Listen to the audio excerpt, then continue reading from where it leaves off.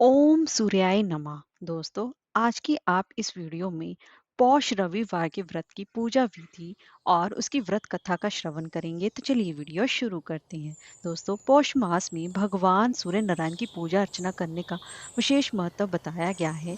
और इस मास में भगवान सूर्य नारायण की विधि विधान से पूजा करने से ये अपने भक्त की सभी मनोकामनाएं पूर्ण करते हैं, उसको सुख समृद्धि का आशीर्वाद देते हैं, भक्त को निरोगी बनाते हैं और समाज में मान सम्मान दिलाते हैं।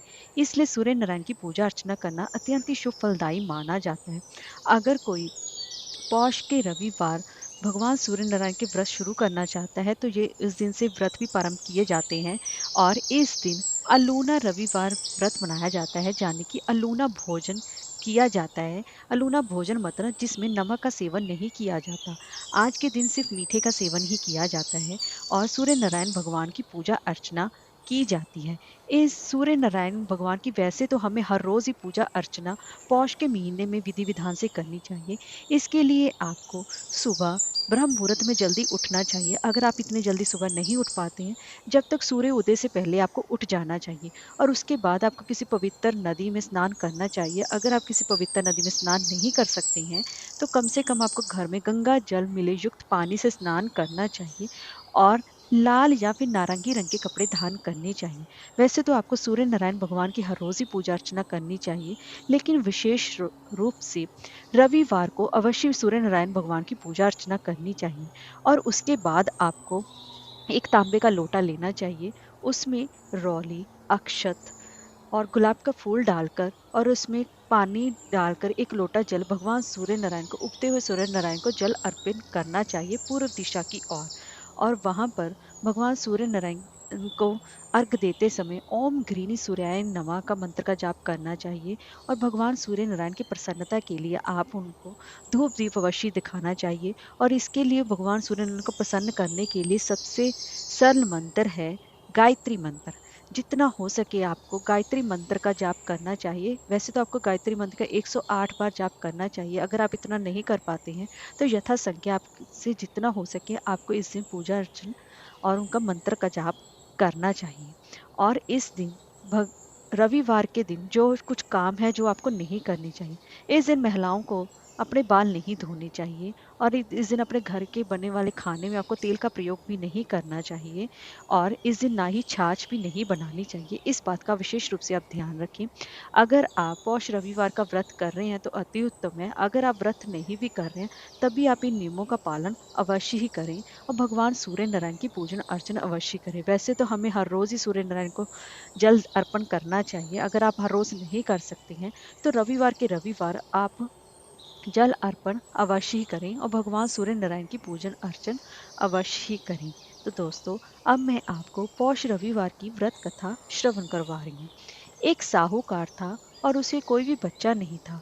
एक दिन वह सुबह के समय घर के बाहर गया तो उसने देखा कि एक किसान खेत में दाना डालने जा रहा था। साहूकार को देखते ही वह वापस लौट गया और बोला कि आज तो शगुन अच्छा नहीं हुआ।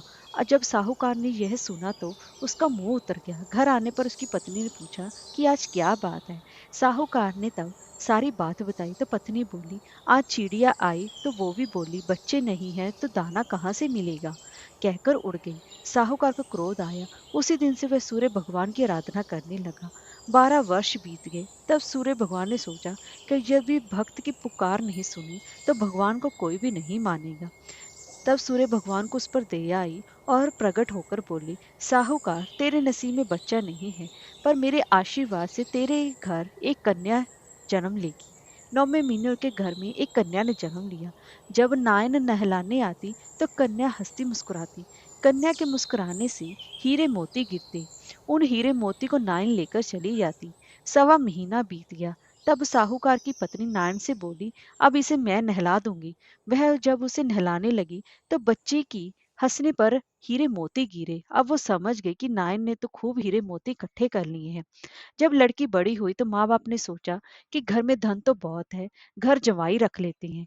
उन्होंने एक गरीब लड़का ढूंढा और उसके साथ अपनी लड़की का विवाह करा दिया।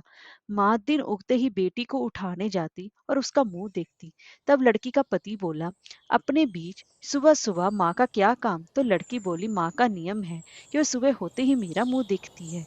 दूसरे दिन वो सुबह उठा तो और उसका मुंह देखा तो उसके मुंह से हीरे मोती बिखरे। अब वो समझ गया कि इसीलिए सासू माँ इसका मुंह पहले ही देख लेती है। थोड़ी देर बाद लड़की की माँ आई तो हीरे मोती नहीं मिले। माँ समझ गई कि जुवाई को पता चल गया है। माँ के मन में कपट आया। उसने एक आदमी को जुवाई को जान से खत्म करने के लिए भेज दिया। आदमी ने जुवाई को मार दिया और उसका सिर सासू को लाकर दे दिया। सूर्य भगवान ने देखा कि हमारी दी हुई कन्या का पति मार दिया गया है। सूर्य भगवान मनुष्य रूप में भिक्षा मांगने आए और उस कन्या के पिता पति का सिर साथ ले आए। उन्होंने उसके अंग जोड़कर अमृत का छींटा दिया। तब उसका पति उठकर बैठ गया। घर गया तो बेटी ने पूछा, पौष रविवार व्रत का मेरा नियम है कि दिन अस्त हुए के बाद खाना नहीं खाना, तो फिर आप इतनी देर से क्यों आए? वह बोला कि मुझे मारने के लिए तेरी माँ ने आदमी भेजा था और सारी कहानी बता दी। और तब बेटी बोली कि अब हम यहाँ नहीं रहेंगे। जो माँ मेरा सुहाग छीन ले वो किस काम की। बेटी अपने पति के साथ अलग घर में रहने लगी। उसके घर में सुख समृद्धि हो गई और उसकी माँ के घर में धीरे धीरे दरिद्रता आ गई। जैसे सूर्य भगवान बेटी पर प्रसन्न हुए, वैसे ही से सूर्य भगवान आप सब पर प्रसन्न रहना। ओम सूर्याय नमः।